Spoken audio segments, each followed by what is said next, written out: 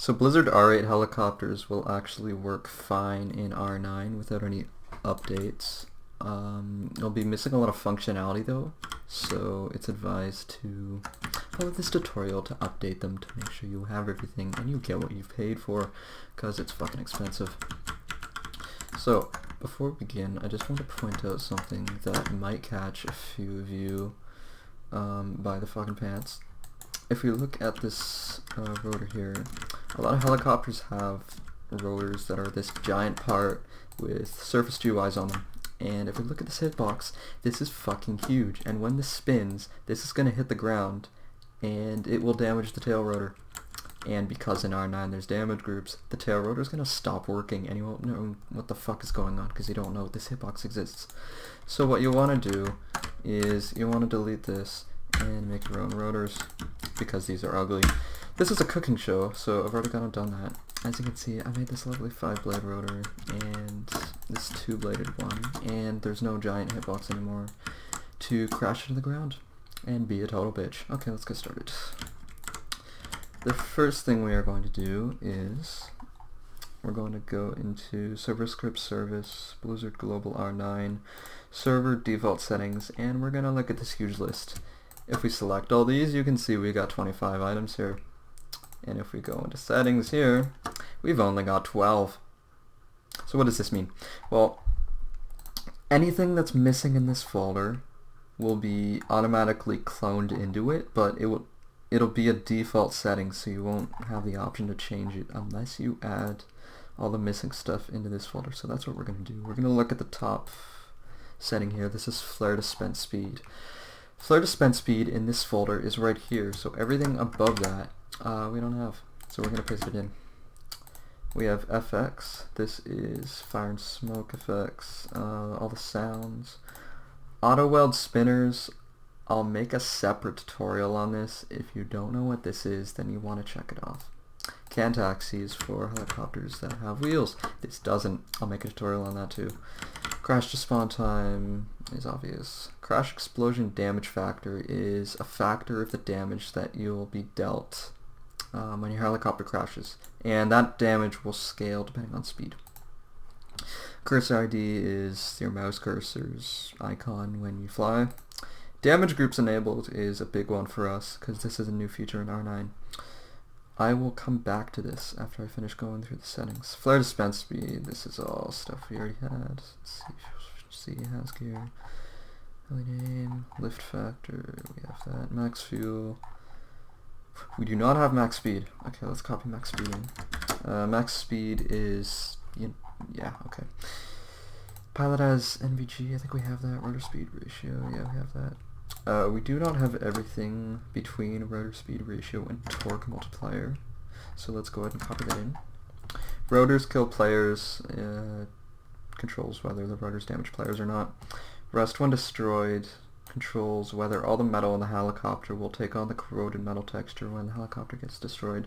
Some people like it, others don't. Target RPM is the RPM that the rotors try to go.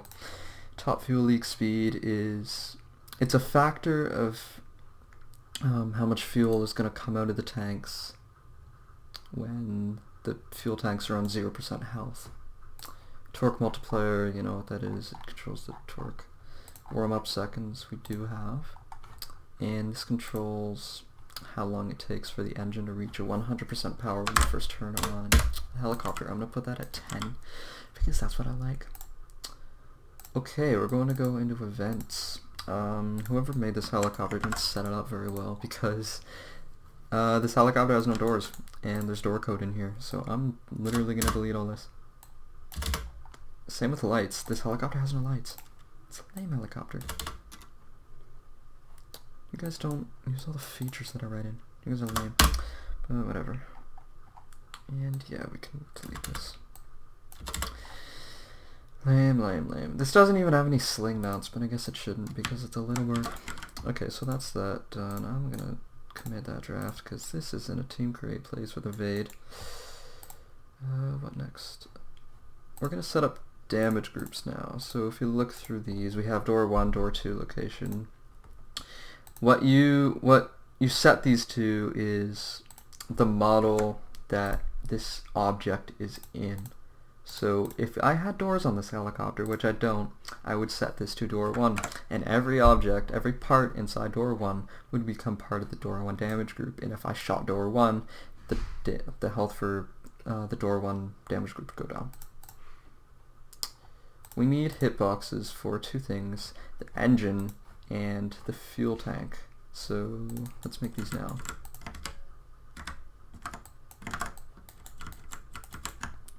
And you'll see how I make hitboxes. It's pretty easy. You take a part, you put it where you want it. Well, where it canonically should be. This is going to be the engine hitbox, so I'm going to put it where the engine is. If the part's not exposed and it's inside the helicopter and you can't see it, then the only thing that's going to be able to damage it is cannon shell explosions. But if it is exposed, then regular non-explosive rifle rounds can damage it. We're going to size this like that. Yeah, I like that. Okay, let's duplicate this and make a hitbox for the fuel tank.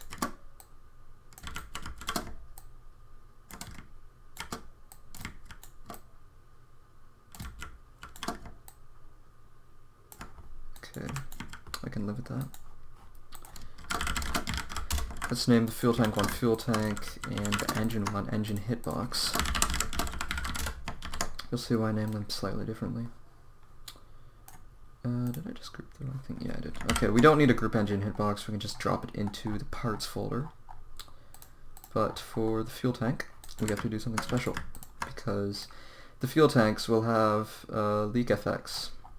So what you want to do is you want to make a model in functionality and you want to call it fuel tanks.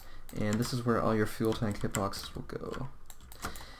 Go to one of the default helicopters, like the Mi-24. You find the fuel tanks model. See this leak effects? You need to copy this and go back to our new helicopter and paste this in our fuel tank hitbox. Okay, and we're going to weld both of these to the engine and go ahead and make them transparent. Now we go to our damage groups and we can start setting stuff. So for engine location, I'm going to set this to the engine hitbox. So whenever this part gets a damage event, it will take health out of the engine damage group. And same with fuel tanks. We're going to set this to that model. This is a deprecated value. This shouldn't be here. Let's not talk about it. Landing gear location. This has no landing gear model. What? Okay, I guess it does have a landing gear model. So we can just set this to here. And whenever this gets impacted, it will take away health from the gear damage model. And if you don't set this, then every part of the helicopter will be treated like a hull, so you have to land very softly, or else it'll think you just crashed. Main rotor location and tail rotor location we can set to rotor 1 and rotor 2. Oh shit. Okay, so that is our damage group setup. Another new feature of R9 is tail surfaces, and this got introduced because weather veining is now a thing where when the tail rotor stops working, you can fly forward really fast and you will be okay. So let's see. On the Mi-24, we have a bunch of tail surfaces here, and what you're going to want to do is clone this and drop it into workspace. Close this so we don't have it cluttering up the Explorer. And bring it over. And resize it. So I'm going to position this. And rotate it and just size it down to the size of the actual tail on this thing.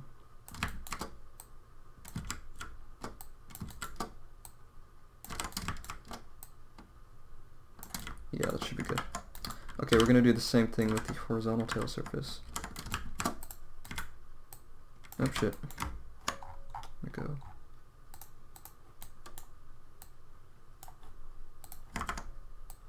Just move it up.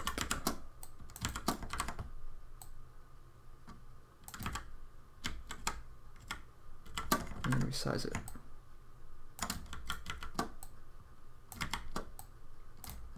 Hold control to resize on both sides, by the way. Yeah, that should be good. Okay, we're going to call this one horizontal stab for horizontal stabilizer. What we're going to do now is make a model in functionality called tail surfaces.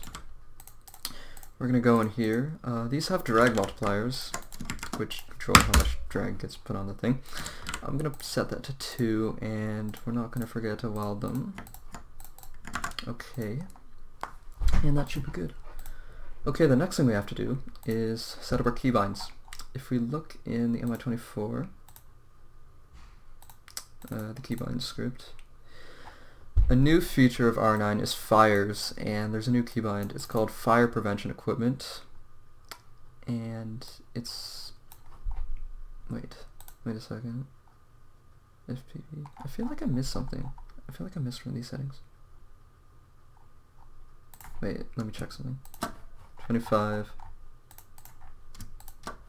Okay, I guess there is no fire prevention equipment setting, but the only way to toggle fire prevention equipment to keep your heli from burning when it catches on fire is either using the crappy little aircraft extinguishers that are in starter pack, or you can use the FP with semicolon. However, if you do not have the keybind set up, you won't be able to use it. If you look in here, there's no fire prevention equipment keybind. So we're going to set that. I'm going to do a ballsy move and set every single keybind. Just overwrite them all, because I don't think fire prevention equipment was the only keybind that helicopter was missing. But just remember to do that. Okay, what else? Oh yeah, I wanted to add a FLIR to this one, because I wrote a custom FLIR thing. So what you want to do is go to a default helicopter, look for the model called FLIR camera, copy it, and paste it in a workspace, and drag it over to a new helicopter. Okay, get it lined up, or get the camera model lined up where you want it, and we'll deal with everything else after we do that.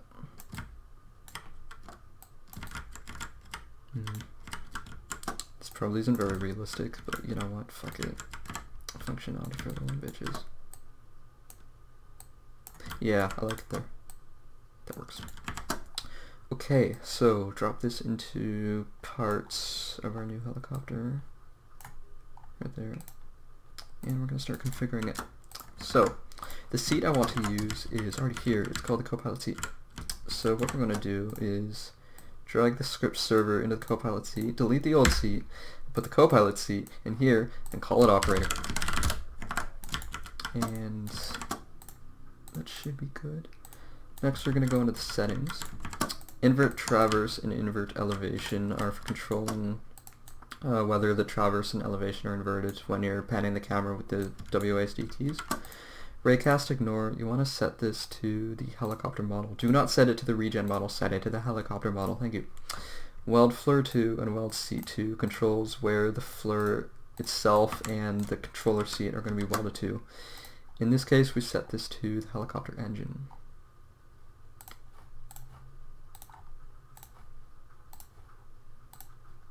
Okay. I think that should be everything. Let's see if I fucked anything up. Let's see if I forgot to hit record. You know, it'd be funny if I forgot to hit record and I've just been wasting my time. We have an hour and 30 minutes before R9 comes out. Oh shit. Okay. Everything's spinning. Seems to work fine. That's not entirely straight. I'll fix it later. Okay. The hydras work. We didn't touch those, but they work. I can't feel the tail surfaces really, but they're small, so that's okay. We can't test the fire prevention equipment because this thing isn't on fire, but we know what we can test. We can land and we can test the FLIR, so let's do that. No. And the FLIR works. Cool, cool. Okay. Just ignore the fact that the rotors aren't damaging me. What the fuck? I thought they would, but okay, we're gonna live with it. That is how to update an R8 helicopter to R9. Yeah. If I missed anything, I'm going to be really pissed off because that means I have to record this entire video again. Okay, goodbye.